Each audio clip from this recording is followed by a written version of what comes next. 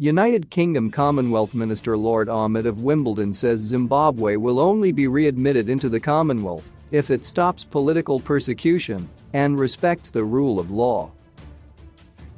Answering questions in the House of Lords Tuesday, the minister said the UK remained concerned about the political situation in Zimbabwe, a former British colony. He was responding to questions on the continued incarceration of MDC Alliance youth activist Makambarero Haruzovic and increasing political persecution in Zimbabwe. My lords, in the government's view, which country has the clout to bring effective pressure on Zimbabwe on political oppression? We probably have less influence than China, which is most unlikely to bring any such pressure, Lord Anderson of Swansea asked. Zimbabwe's conduct clearly tarnishes the image of the whole region. Is this recognized by its neighbors, particularly South Africa, and are they playing a positive role in this regard? In response, the Commonwealth minister said South Africa also wanted Zimbabwe to be progressive and inclusive.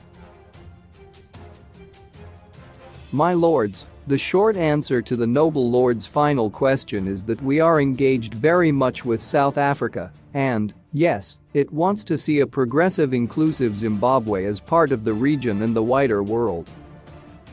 Zimbabwe holds ambitions to join the Commonwealth as well. I don't think that one country alone can influence the progression and inclusiveness of democracy. It is therefore important that we, together with key partners, continue to play this role.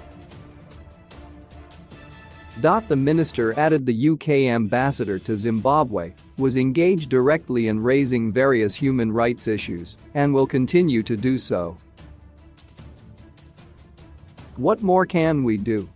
We continue to work with key partners on ensuring that human rights are upheld according to the Zimbabwe Constitution. Lord St. John of Blesto also questioned the signing of the proposed Patriot Bill last week by Zimbabwe's cabinet.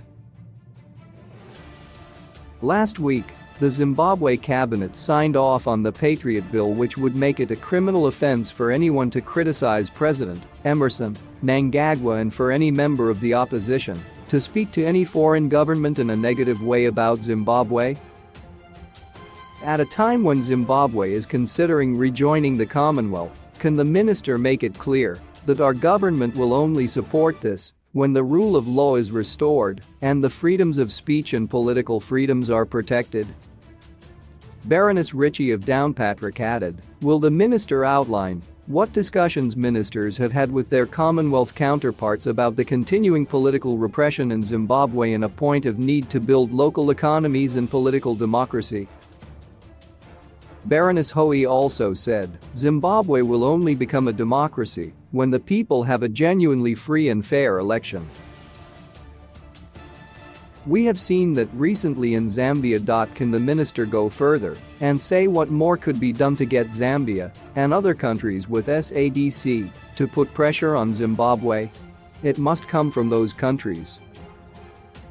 We can help, but we must make sure that they do their best so we can get back to a situation where the people of Zimbabwe genuinely have a free and fair election in 2023.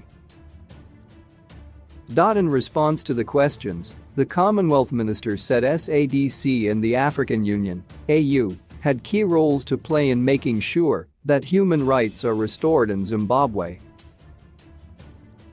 I agree, it is quite right to say that the importance of SADC and other organizations and more broadly the Africa Union has a key role to play, and they must lead in these discussions as people want to see an inclusive, progressive Zimbabwe. Within Zimbabwe, we must see rights restored, constitutions respected and human rights, which includes the rights of other political parties to participate fully in the democratic process, guaranteed. Those will form part of our current and future discussions with key partners.